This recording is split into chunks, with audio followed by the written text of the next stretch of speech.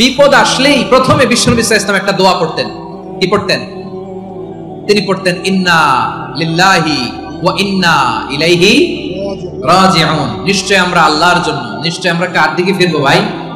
আবার কার দিকে ফিরবো? আওয়াজ করে বলুন তো, আমরা এসেছি কার কাছ থেকে, আবারও ফিরে যাব কার কাছে?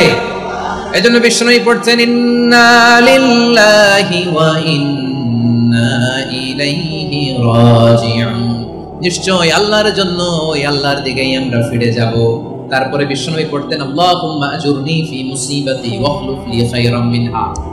একসাথে প্রথমে পড়তেন ইন্না লিল্লাহি ওয়া ইন্না ইলাইহি রাজিউন, তারপর পড়তেন আল্লাহুম্মা আজুরনি ফি মুসিবাতি ওয়াখলুফ লি খায়রাম মিনহা। মানে আল্লাহ, এই যে আমি বিপদে ধৈর্য ধারণ করলাম, এটার সব তুমি আমারে দাও, আর যেটা হারালাম এর চেয়ে ভালো কিছু দিয়ে মেকআপ করে দিও, ভালো কিছু দিয়ে বদল করে দিও। সুবহানাল্লাহ পড়েন। তাহলে বিপদ আসলে আমরা কি পড়বো? কথা বলেন। এই যে আমি শুয়েছিলাম, নাশিদ গাচ্ছিল ওরা, এদেশে পরস্পরে দেখা হলে দেয় সালাম, এদেশে আমজনতার হৃদয় জুড়ে পাক্কালাম, এদেশে বিপদ এলে সর্বজনে সর্বক্ষণে দোয়া পড়ে ইন্না লিল্লাহ। কি পড়ে? সুবহানাল্লাহ সুবহানাল্লাহ সুবহানাল্লাহ সুবহানাল্লাহ। এদেশে আজান শুনে সূর্য ওঠে শহর গ্রামে, এদেশে আজান শুনে সূর্য ডুবে সন্ধ্যা নামে, এদেশে সকল কাজে সবাই বলে বিসমিল্লাহ, এদেশে ভালো কিছু দেখে শুনে হাসি মুখে সবাই বলে মাশাআল্লাহ। সুবহানাল্লাহ পড়ে। তাহলে বিপদ এলে আমরা কি পড়ি? কথা বুঝলে সবাই উত্তর দিতে হবে। বিপদ এলে কি পড়ি? তাহলে বিপদ এলেই আমরা এখন থেকে ইন্না লিল্লাহ পড়বো, নাকি হাই হুতাশ করবেন?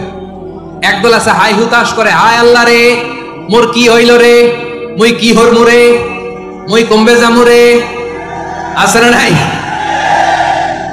এরকম বিলাপ করতে নিষেধ করেছেন বিশ্বনবী।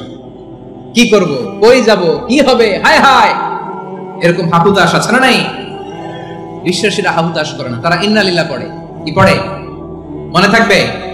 আমরা পড়বো ইন্না লিল্লাহি ওয়া ইন্না ইলাইহি রাজিউন। নিশ্চয়ই আমরা আল্লাহর জন্য, আমরা আল্লাহর দিকেই ফিরে যাব। এরপর পড়বো আল্লাহুম্মা আজুরনি ফি মুসিবাতি ওয়াখলুফ লি খায়রাম মিনহা। আল্লাহ, আমি যে বিপদে ধৈর্য ধারণ করলাম এটার সওয়াব দিও, আর যা হারালাম তার চেয়ে ভালো কিছু দিয়ে বদল করে দিও। সুবহানাল্লাহ পড়েন। বিশ্বনবীর হাদিস শুনলেন উম্মে সালামা রাদিয়াল্লাহু তাআলা আনহা। ওনার স্বামী হলো আবু সালামা। মজার ঘটনা খেয়াল করে শুনেন আমার প্রিয় কলিজার টুকরা ভাইয়েরা। কানগুলো খরগোশের কানের মতো খাড়া করে আমার দিকে তাকান।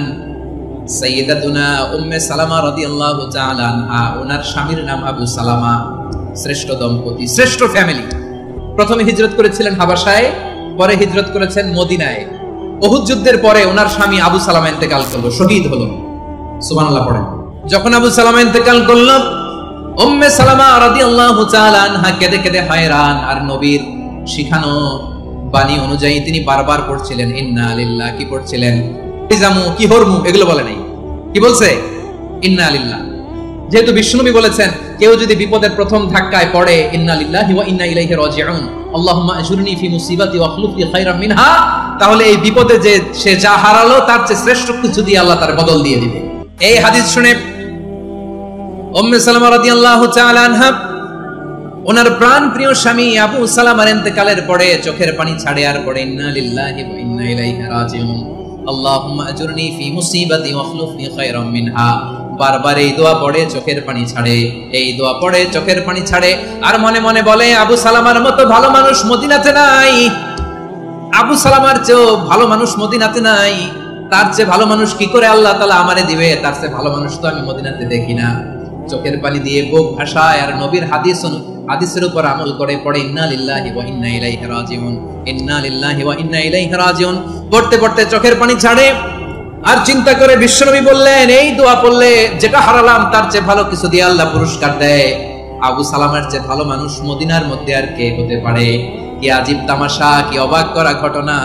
কিছুদিন পরে দেখা গেল সাইয়্যিদুল মুরসালিন রাহমাতাল লিল আলামিন স্বয়ং বিশ্ব নবী উম্মে সালামাকে বিয়ের প্রস্তাব পাঠিয়েছে। স্বয়ং বিশ্বনবী উম্মে সালামা রাদিয়াল্লাহু তাআলা থেকে বিয়ের প্রস্তাব পাঠিয়েছেন, উনি রাজি হয়ে গেলেন, বিয়ে হয়ে গেল, উনি হয়ে গেলেন উম্মুল মুমিনিন, আমাদের মা, পুরো মুসলিম উম্মার মা। চিৎকার করে বলেন আল্লাহু আকবার।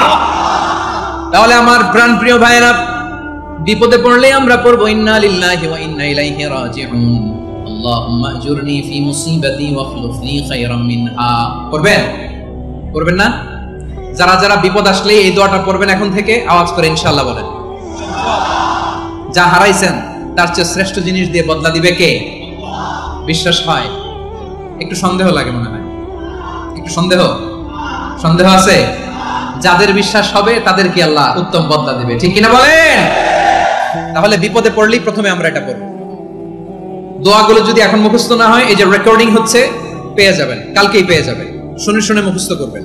আমার মায়েরা, আমার বোনেরা, আপনাদের জন্য 3টি মাঠের অ্যারেঞ্জমেন্ট করা হয়েছে, আমি জানি। আপনারা এই দোয়াগুলো পড়বেন, আপনার স্বামীকে শেখাবেন, সন্তানকে শেখাবেন, আপনার পুরো পরিবারটাকে জান্নাতের টুকরো বানিয়ে দিবে কে? তাহলে বিপদ আসলে প্রথমে কি পড়তে হবে এটা জেনে গেলাম। এরপরে বিপদ আসলে নিজেকে কি করে আল্লাহর কাছে সঁপে দিতে হয় এটাও জানার দরকার আছে না নাই? বিপদে প্রথমে ইন্না লিল্লাহ পড়লাম, ধৈর্য ধারণ করলাম, বিপদ থেকে উদ্ধারের সর্বোচ্চ চেষ্টা করলাম। আমার কাজ যখন শেষ, তখন আমি আমার এই বিষয়টা আল্লাহর কাছে সঁপে দিব। কার কাছে সুপর্দ করব? কার কাছে?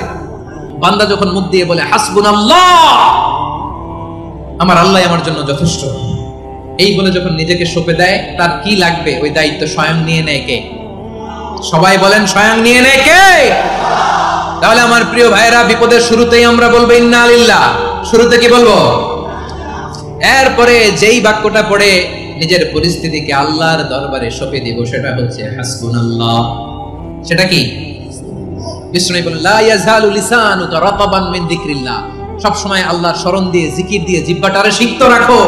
আর শয়তানু জাসিমুন আলা কলবি ইবনে আদম, শয়তান বনি আদমের কলবে খামচি মেরে বসে থাকে। ফাইদা যাকারাল্লাহ খানাসা, মানুষ যখন আল্লাহর স্মরণ করে, জিকির করে, শয়তান দৌড়ে পালায়। ওয়া ইদা গাফালা ওয়াসওয়াসা, যখনই বনি আদম গাফেল হয়, তখনই শয়তান তার হৃদয়ে ওয়াসওয়াসা দেয়।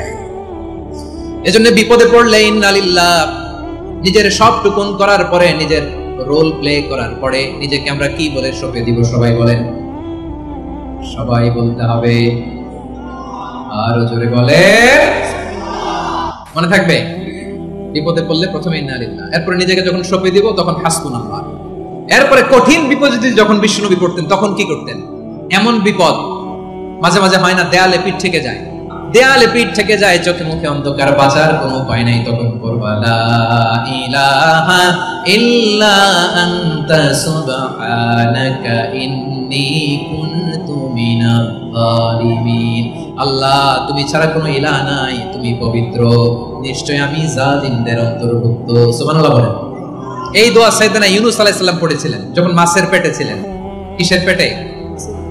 এবং অনেক মুফাসসিরিন ইকরাম বলেছেন, অনেক আহলুল ইলমরা বলেছেন, এটা হচ্ছে ইসমে আজম। ইসমে আজম এমন দোয়া যেটা দিয়ে দোয়া করলে আল্লাহ দোয়া